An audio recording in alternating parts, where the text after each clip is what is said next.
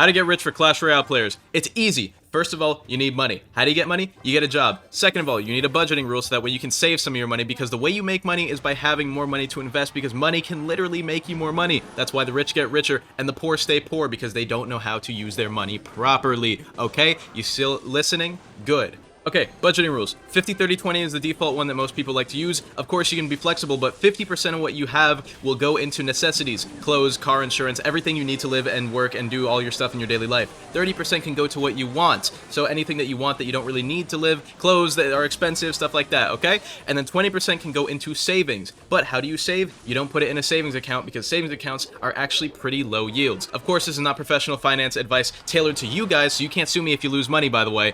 But this is advice from me, and I am a finance professional.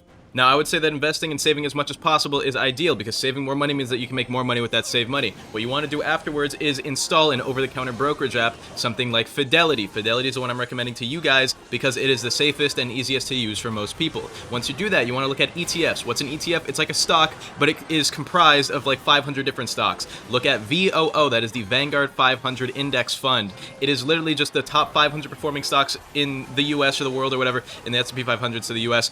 And it's all in one. So you buy those, and you basically bought 500 little pieces of stocks that are going to make you money over time. It averages 10% per year, but this number isn't completely true, because that is an average over, like, since 1993, rather than the actual percent that it will make per year, which, by the way, actually tends to be higher. Regardless, I made a full video on financial advice and how you guys can get rich and save your money properly, so go watch it. Ray Wesker on YouTube. I made a full video on how you guys can get rich. Of course, not financial advice. I have to legally say that, because I'm not your tailored finance expert. So, you guys can listen to me, but that doesn't mean you will necessarily thrive. I'm not saying that you will fail, but I am saying that you can't sue me. So I hope you guys enjoyed, and goodbye.